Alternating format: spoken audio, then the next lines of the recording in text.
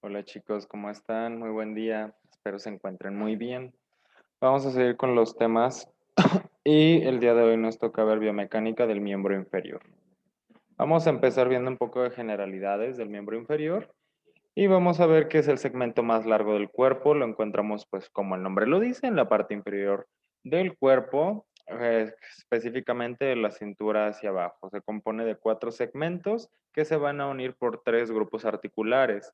Y el miembro inferior, al igual que el miembro superior, desarrolla todas las capacidades mecánicas y todas las capacidades, pues básicamente fisiológicas que tiene, debido a dos factores muy importantes, que fueron la locomoción y la transferencia de peso en la evolución que tuvo el ser humano cuando pasó de 4 puntos a 2 puntos. Nosotros somos, pues, ahora sí que una rareza en la evolución del planeta porque somos una de las pocas criaturas que se sostienen en posición bípeda, que solamente tienen 2 puntos de apoyo. Si vemos la mayoría de los animales o la mayoría de los seres, están en 4 puntos de apoyo o en posición de reptación, como los reptiles, valga la redundancia. Así que esta característica lo que hace y lo que hizo fue que debido a esos 2 puntos de apoyo en la que se sostenía, en la que se sostiene todo nuestro peso, muchas adaptaciones mecánicas se fueron dando, ¿vale? Y muchas cuestiones evolutivas, principalmente en la parte más inferior del miembro, se fueron desarrollando. Si nosotros vemos, por ejemplo, articulaciones de otros animales como aves o algún otro mamífero, los miembros traseros, que serían nosotros los miembros inferiores, tienen una posición más de resorteo. En cambio, nosotros tenemos una posición más de palanca, ¿vale? Entonces, el miembro inferior está compuesto aproximadamente de 31 huesos, más de 70 articulaciones, contando todas las del pie, dentro de los metatarsos y demás, y aproximadamente 35 músculos. Esto en cada uno, ¿vale? Entonces tendremos un total de más de 100 articulaciones, más de 60 músculos y más de 60 huesos. Al igual que el miembro superior, vamos a tener dos sistemas muy importantes que se van a encargar de darle pues todas las funcionalidades y toda la cuestión nutricional, así como la cuestión motora y sensitiva, que es el sistema nervioso y el sistema circulatorio. En cuestión del sistema nervioso, todo lo que le va a dar la capacidad de moverse y percibir a todas las estructuras del miembro van a venir de las raíces del plexo lumbar y plexo sacro, de las raíces de todas las vértebras lumbares y todas las raíces que salen del caodequino que se ven acá, que salen por los agujeros sacros. Entonces, todos estos se van a anastomosar y van a crear todos los trayectos nerviosos, como vemos acá, como el famoso nervio ciático, que le va a dar sensibilidad y motricidad a toda la parte posterior. Y por la parte anterior tenemos otras raíces, que son el miembro femoral y el nervio circunflejo, ¿vale? Y en cuestión irrigativa, todo lo que va a llevar nutrición a las estructuras, vamos a tener el sistema vascular, que se va a dividir en sistema arterial y sistema venoso. Y como vemos aquí, estos vasos van a nacer de los grandes vasos abdominales, principalmente de las venas cavas inferiores y de la aorta abdominal. De estas se van a bifurcar y se van a crear todos los vasitos sanguíneos que van a llegar a todo el miembro y nos van a dar tanto el aporte nutricio, oxigenación, recolección de desechos y demás. Entonces, como mencionábamos antes, vamos a tener 4 segmentos y 3 grupos articulares. Bueno, tenemos más, pero vamos solamente a enfocarnos en los 3 grupos articulares principales del miembro inferior. Vamos a tener el segmento más superior, que va a ser el segmento de la pelvis o cavidad pélvica, donde vamos a tener principalmente órganos reproductivos y otras vísceras, como también parte del sistema digestivo y el sistema urinario.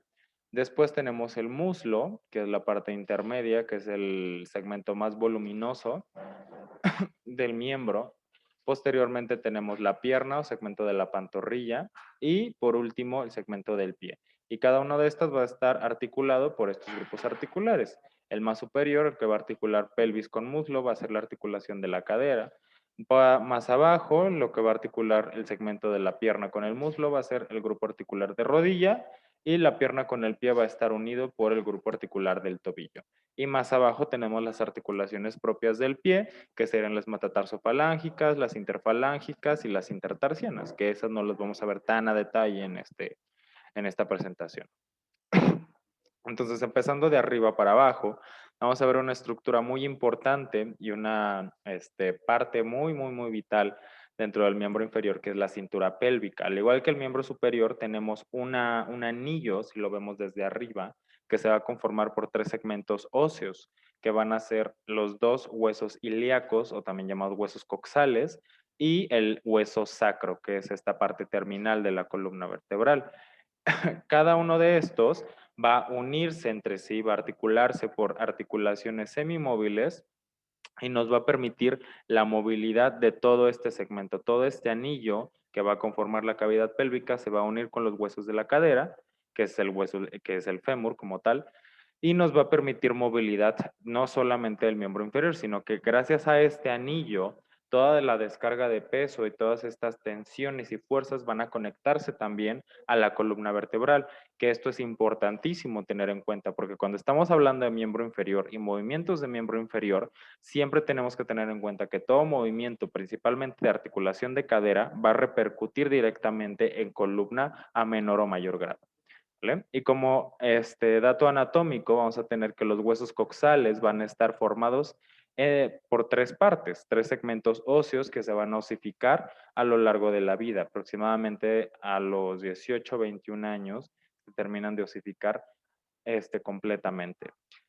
De estos 3 segmentos vamos a tener el segmento más superior y más grande, que va a ser el segmento del ilion, perdón, que son estas 2 alas que van a formar la cresta ilíaca y la fosa ilíaca.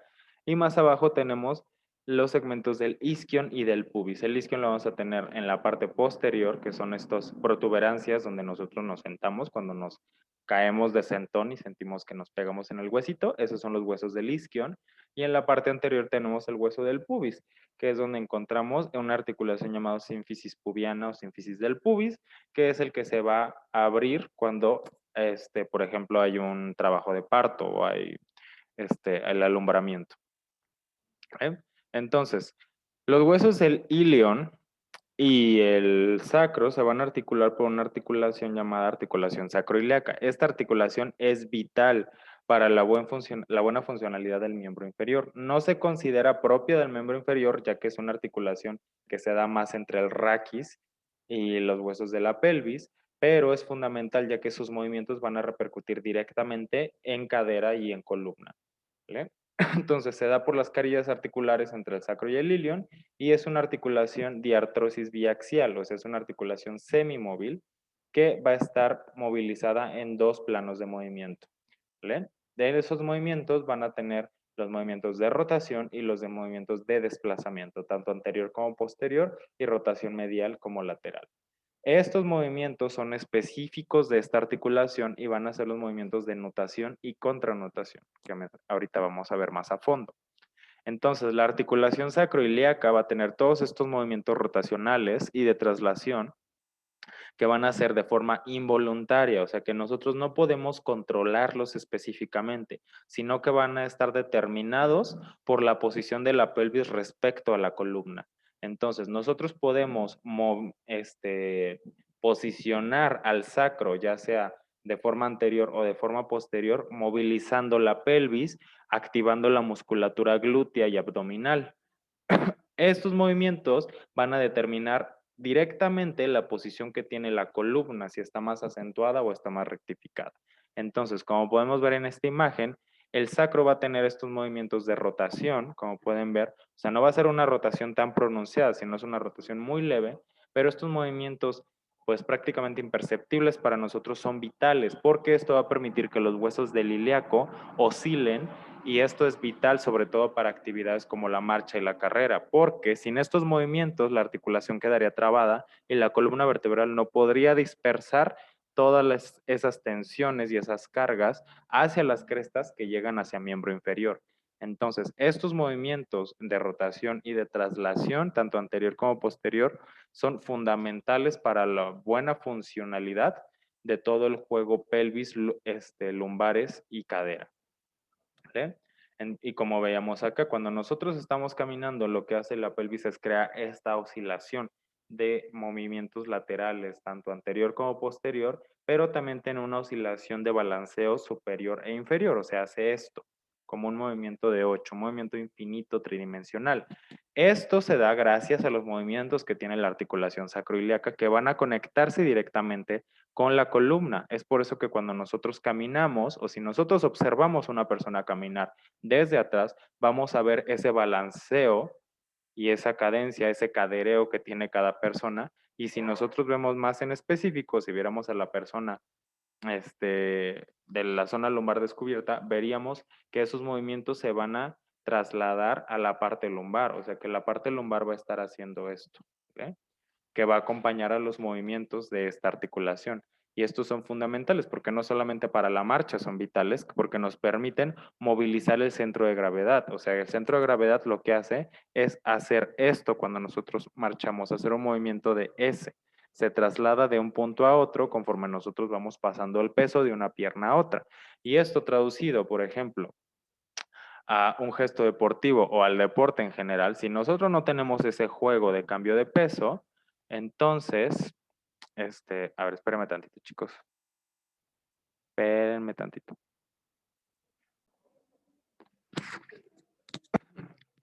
Dale, chicos, disculpen. Entonces, como mencionábamos, estos movimientos son fundamentales porque el centro de gravedad se desplaza entre el apoyo de una pierna a otra. ¿Bien? Bueno, ahora, como todo tipo de articulación, esta articulación necesita un sistema para mantenerse estable. Entonces, la estabilidad de la articulación sacroiliaca, que así se abrevia ASI, se da por todo el compuesto ligamentoso y las inserciones tendinosas que vienen de la parte toracolumbar y la parte pélvica. Entonces, es una articulación relativamente muy estable.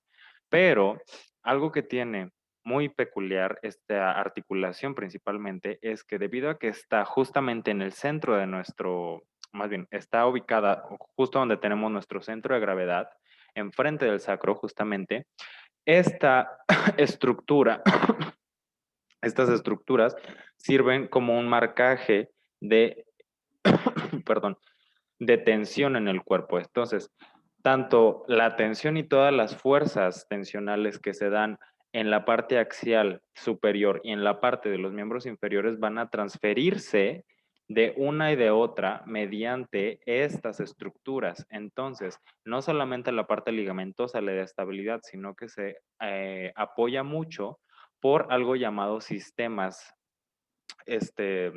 perdón, sistemas longitudinales de estabilidad, que tiene dos principalmente, el sistema longitudinal profundo y el sistema oblicuo anterior, que se componen principalmente de cadenas cinemáticas, que se encargan de no solamente darle estabilidad, sino también de darle movilidad y de transmitir toda la cuestión tensional de cadena cinemática inferior a cadena cinemática superior.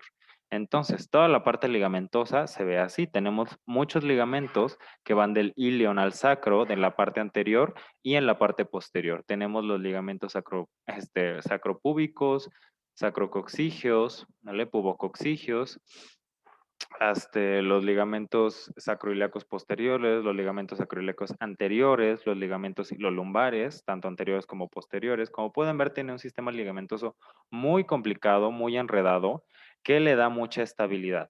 Porque justamente esta articulación, al ser la conexión de las cadenas cinemáticas axiales y de miembro inferior, necesita toda esa carga para mantener todas esas estructuras, para mantenerse en su lugar y darle la congruencia articular que tiene. Entonces, como mencionábamos antes, lo que va a hacer esta articulación es funcionar y fungir como un sistema de transición oblicuo. Esto es muy importante porque, como se ve en la imagen, el sacro va a marcar esa transmisión de impulsos, pero de forma cruzada. Entonces, vamos a tener una transmisión de impulsos de la cadena cinemática toracolumbar del lado derecho hacia el miembro inferior izquierdo, como se puede ver en esta imagen. Esta dispersión de fuerzas va a ser un juego de tensiones contrarias, o sea que mientras uno jala hacia el lado ascendente, el otro va a jalar hacia el lado descendente, ¿vale? Entonces, gracias a esta dispersión tanto de un lado como de otro, vamos a tener gran estabilidad, pero a la vez esta zona va a ser muy susceptible a los cambios cinemáticos de ambas cadenas. Entonces, perdón, como pueden ver aquí, este es el sistema longitudinal posterior y como el nombre lo dice, es el sistema que atraviesa la línea posterior del cuerpo. Tenemos otro igual de importante que es el sistema oblicuo anterior y se llama oblicuo precisamente porque lo que va a hacer es una espiral a manera ascendente.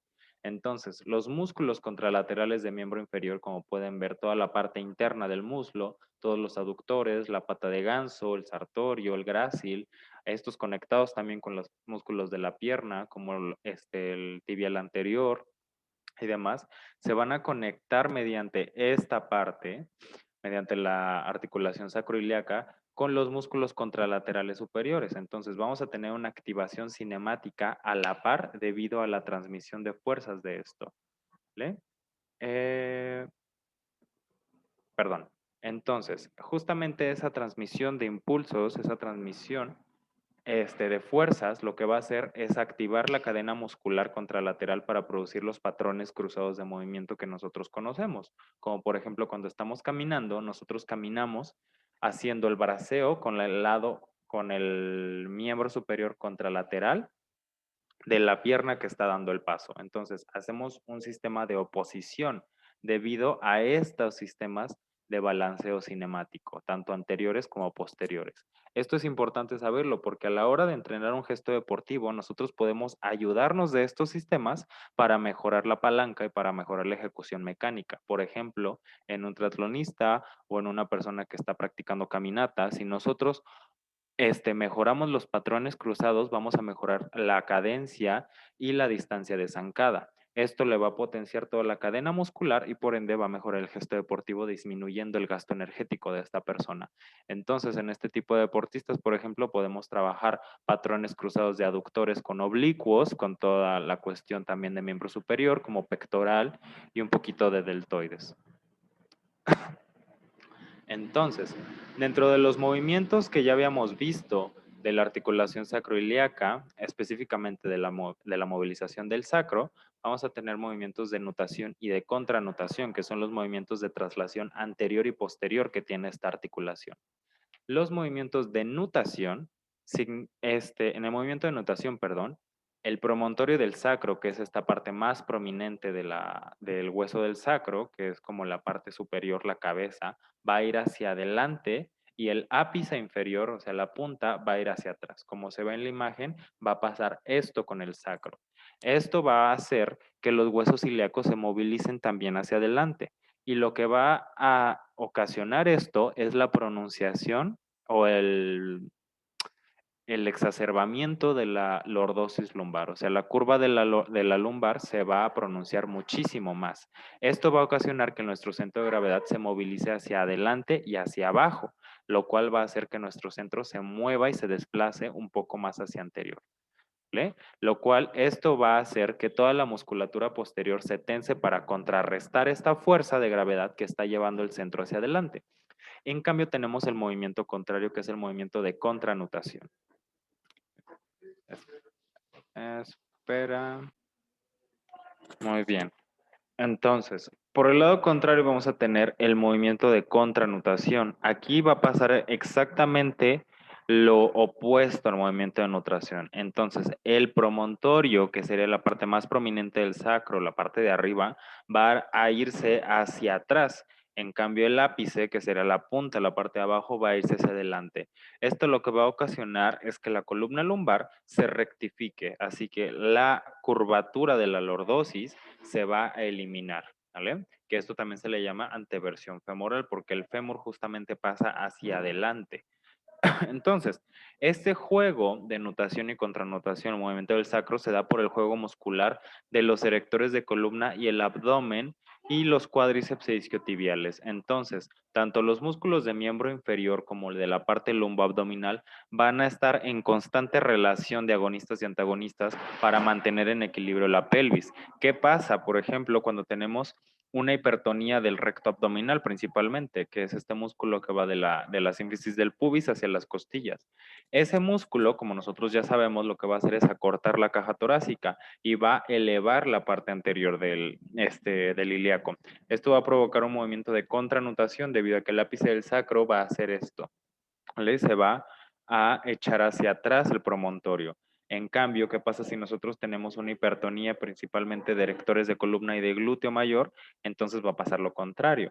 Nosotros activando y disminuyendo la contracción muscular de todos estos juegos cinemáticos, vamos a poder variar la posición del sacro y esto va a repercutir directamente en la alineación de columna. Esto es importantísimo saberlo porque nosotros al poner movimientos y al poner ciertas posiciones, activando ciertos grupos musculares, podemos aumentar o disminuir la lordosis lumbar y esto es de principal interés a la hora de trabajar con ciertas personas, porque hay personas y hay ocasiones donde nosotros tenemos que eliminar la lordosis o aumentarla, ¿vale? Por ejemplo, cuando estamos haciendo trabajo abdominal, en las famosas abdominales, y nosotros no tenemos cuidado en la posición del sacro, nosotros en vez de activar puramente la musculatura abdominal, vamos a estar haciendo la contraparte con los erectores de columna y pues el trabajo que estaríamos haciendo no sería tan beneficioso, ¿vale? Y también pasa lo mismo que si nosotros tenemos una posición y no podemos llegar a la posición que queremos, por ejemplo, estamos haciendo un press de banca y estamos teniendo un arqueamiento excesivo de la lordosis, ¿qué pasa? A veces no es necesariamente el gesto, sino que el juego muscular de esa persona no está equilibrado. Entonces ahí tenemos que activar a los agonistas para los movimientos de contranutación en este ejemplo sería, y inhibir, o sea, relajar a los antagonistas. ¿Vale? Y pasa lo mismo aquí. Como pueden ver, toda la parte de la cadena posterior de la parte lumbar, de la parte lumboabdominal, lo que va a hacer es provocar el levantamiento del ápice y va a echar el promontorio hacia adelante. Esto va a desplazar el centro de gravedad hacia anterior y esto se va a ayudar precisamente si tenemos hipertonía también en los extensores de rodilla, que serían principalmente los cuádriceps, específicamente este músculo azul que se ve en la gráfica, que sería el recto femoral. Entonces, nosotros sabiendo esto, podemos activar o disminuir el tono y pues el tono, la función muscular para mejorar la posición. ¿Vale?